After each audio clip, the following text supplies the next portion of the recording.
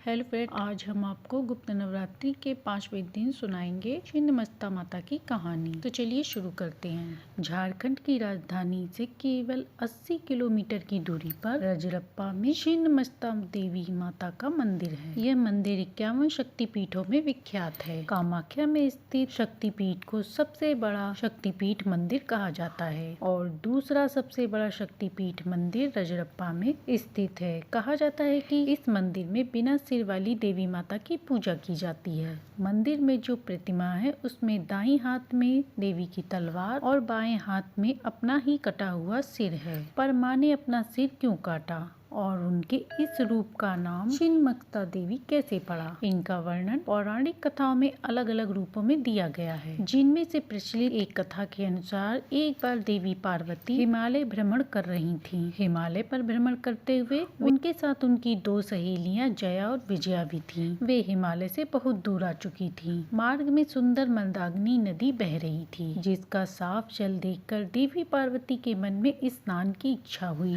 माता ने जया और विजया से कहा, जया और विजया, मेरा मन नदी को देखकर स्नान करने के लिए हो रहा है। क्यों न हम तीनों मिलकर स्नान कर लें। बहुत देर से हम लोग ऐसे ही भ्रमण कर रहे हैं। परंतु जया ने कहा, तुमने तो कहा था कि हम थोड़ी देर रुककर कुछ खाएंगे, हमें बहुत भूख लगी है। मैं तो स्नान नहीं कर सकती, मुझे तो बहुत भूख लगी है। यही सुनकर विजया ने भी कहा, हाँ मुझे भी बहुत भूख लगी है। जया और विजया ने कहा कि हमें तो स्नान नहीं करना, हमें तो बहुत भूख लगी है, तुम ही स्नान कर लो। उन्होंने कहा, जाओ तुम जल्दी से स्नान कर लो और इतनी देर ना लगा देना कि कहीं ऐसा ना हो कि भूख से हमारा शरीर काला पड़ जाए। पार्वती माता ने कहा, जया विजया, मनुष्य को हर हाल में संतुष्ट रहना चाहिए, थोड़ा धैर्य रखना सीखो। मैं पहले स्नान करके आती हूँ, फिर तुम्हें कुछ खाने के लिए दूंगी, तब तक तुम दोनों विश्राम कर लो। इसके बाद माता पार्वती स्नान करने के लिए चली गयी, पर उन्हें स्नान करते करते बहुत देर हो गई। जब जया और विजया को भूख सहन नहीं हुई तो उन्होंने देवी माता को फिर से पुकारा। उन्होंने कहा, पार्वती अभी तुम्हें कितना समय लगेगा, जल्दी से नहा कर आओ। माता पार्वती ने कहा, तुम दोनों को बिल्कुल भी भूख बर्दाश्त नहीं हो रही है, ठीक से नहाने भी नहीं दोगी। जया विजया ने कहा, हमें बहुत भूख लग रही है, एक माँ अपने बच्चों को कभी भूखा नहीं रख सकती ना, तो तुम हमें भूखा कैसे रख रही हो।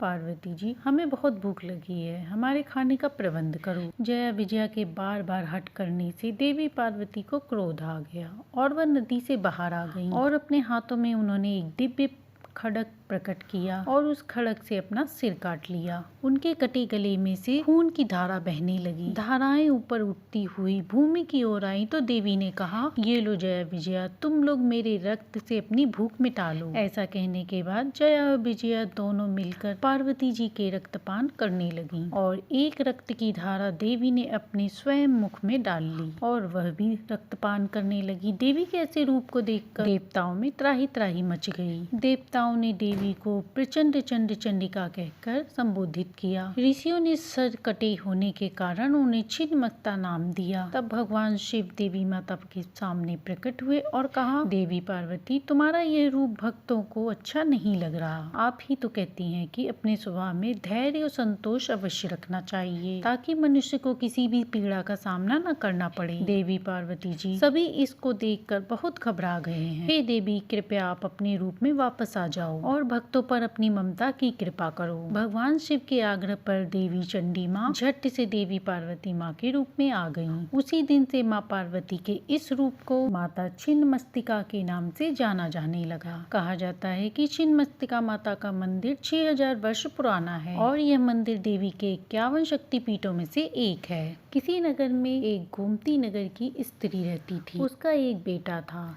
उसके लड़के को आँख से दिखाई नहीं देता था, जिस कारण वह घर पे ही रहता था और इस कारण कमाई न होने के कारण वह लोग गरीब भी थे। उसके लड़के को दिखाई नहीं देता था, जिस कारण वह घर पे ही रहता था और उसकी माँ गोमती भी घूम घूम कर काम मांगती थी। उसकी बहू काम पर इसलिए नहीं कहीं जाती थी कि उसके पति को देखेगा कौन, इस कारण वह घर पर ही रहती थी। तभी उसकी माँ काम ढूंढने के लिए बाहर गई और थोड़ी देर बाद घर पर आ गई। बहू ने देखा तो कहा, आ गई अम्मा, बहुत देर लगा दी। सास ने कहा, हाँ बेटा, एक गोदाम में काम करने के कारण बहुत देर लग गई। वहाँ पर अनाज साफ करने के लिए 50 रुपए का काम मिला है। मैंने सोचा ये काम करके कुछ तो पैसे आ जाएंगे। अब जो पैसे मिले हैं उनसे साग सब्जी और तेल ले आई हूँ। बेटे ने ये सुना तो माँ से कहा, माँ मैं कितना बुरा हूँ जो इस उम्र में भी आपसे काम करवा रहा हूँ। तब बेटे ने कहा, माँ तुम अपनी बहू को अपने साथ ले जाया करो, कुछ तो तुमको भी सहारा मिलेगा। माँ ने कहा, नहीं बेटा,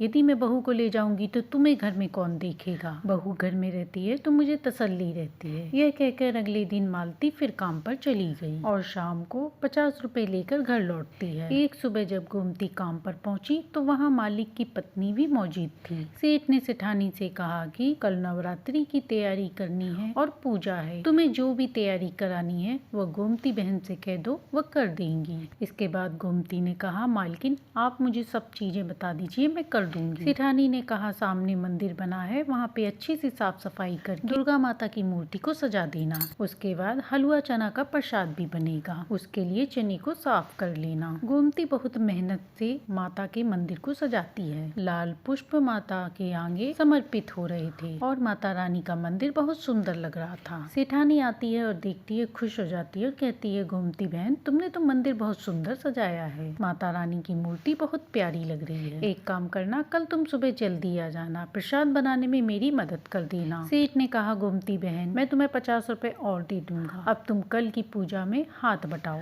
गोमती ने कहा, ठीक है मालकिन, मैं कल आ जाऊंगी। गोमती घर आ जाती है और घर आकर अपनी बहू को माता रानी की पूजा के बारे में बताती है। बहू कहती है कि अम्मा कल तो फिर हमें पेट भर के भोजन मिलेगा। अम्मा कल प्रसाद थोड़ा ज्यादा ले आना, मुझे प्रसाद हलवा बहुत पसंद है। गोमती ने कहा, हाँ बहू ले आऊंगी। अगले दिन गोमती काम पर पहुंचती है। मालकिन की तबीयत खराब हो जाती है। वह कहती है, गोमती बहन मेरी तबीयत ठीक नहीं है, आज सुबह से ही तबीयत खराब है, डॉक्टर ने आराम करने के लिए कहा है। मैंने सोचा था तुम्हारे साथ मिलकर प्रसाद बनाऊंगी, पर मेरी तो उठने की हिम्मत ही नहीं हो रही है, अब तुम्हें ही अकेले प्रसाद बनाना होगा। गोमती ने कहा, कोई बात नहीं मालकिन, मैं कर लूंगी। सेठ ने सुना तो कहा, गोमती बहन तुम अकेले इतना सारा प्रसाद कैसे बना पाओगी, तुम कहो तो तुम्हारी मदद के लिए किसी और को लगा दूं। गोमती ने कहा, नहीं मालिक, मैं कर लूंगी, आप चिंता ना करें। गोमती भले ही बड़ी उम्र की महिला थी, पर वह कभी भी काम से थकती नहीं थी, वो बहुत ही मेहनती थी। गोमती मन ही मन माता रानी का नाम लेकर प्रसाद बनाने लगती है और कहने लगी, माता रानी आपके आशीर्वाद से प्रसाद अच्छा बन जाए, बस इसी कामना से मैं हलवा चना का भोग बना रही हूँ। जय माता रानी, जय माता रानी। गोमती की सच्चे हृदय से की जाने वाली प्रार्थना माता रानी के पास पहुँच रही थी। तभी माता रानी के पास नारद जी आ जाते हैं और कहते हैं, गोमती पर अपनी कृपा कीजिए माता रानी, गोमती आपकी भक्त है और इस उम्र में भी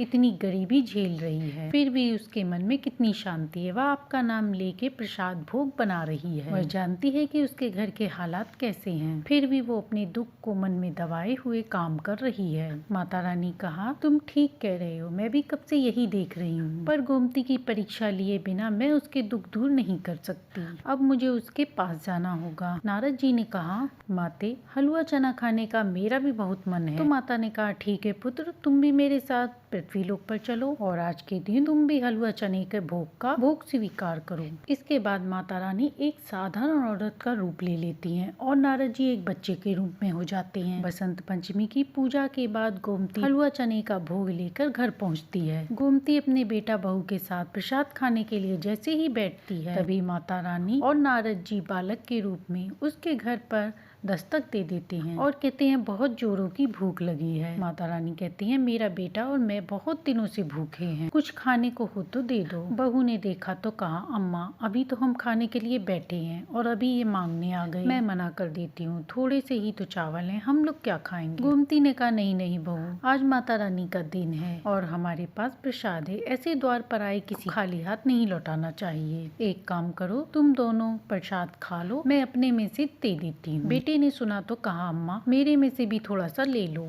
जब बहू ने देखा कि उन दोनों ने अपने हिस्से में से थोड़े से प्रसाद निकाल कर रख दिया है तो वो भी अपने हिस्से में से थोड़ा सा प्रसाद निकाल के दे देती है और उसने कहा, अम्मा अब जब तुम दोनों निकाल रहे हो तो मैं अकेले कैसे प्रसाद खा सकती हूँ। गोमती एक प्लेट में प्रसाद निकाल कर बालक को और उस औरत को दे देती है। साक्षात देवी माँ और नारद जी प्रसाद को ग्रहण करते हैं और वह मन ही मन मुस्कुराने लगते हैं। भोजन करने के बाद औरत ने कहा, सभी ने अपने अपने हिस्से के प्रसाद को हमें खिलाकर हमारी भूख शांत की और उन्होंने कहा, मैं तुम्हारी परीक्षा लेने के लिए यहाँ आई थी। इतना कहने के बाद नारद जी और माता रानी अपने रूप में आ गयी। उन्हें अपने सामने देखकर गोमती और उनकी बहू दोनों ही खुश हो जाते हैं। लड़के ने सुना तो कहा, माँ मुझे भी अपने दर्शनों का सौभाग्य दीजिए, मैं भी अपनी इन आँखों से आपके दर्शन करना चाहता हूँ। माता रानी अपना एक हाथ उठाती हैं तो उस हाथ में से रोशनी निकलकर उस लड़के की आंखों में समा जाती है, जिससे लड़के को दिखाई देने लगता है। वह खुश हो जाता है और अपनी माँ से कहता है, अम्मा मेरी आंखों की रोशनी लौट आई, मैं देख सकता हूँ। माता रानी आपकी विशेष कृपा मुझ पर हुई है, आपका बहुत बहुत धन्यवाद। गोमती कहती है, माता आपके दर्शन करके मैं धन्य हो गई, मेरा जीवन सफल हो गया। माता रानी ने कहा, तुमने मुझे सच्चे हृदय से याद किया था और जो कोई भी मेरा भक्त मुझे सच्चे हृदय से याद करता है मैं उसकी हर विपत्ति हर परेशानी को दूर करती हूँ। अब तुम्हारी भी गरीबी के दिन दूर हो जाएंगे और तुम्हारे घर सुख समृद्धि का वास होगा।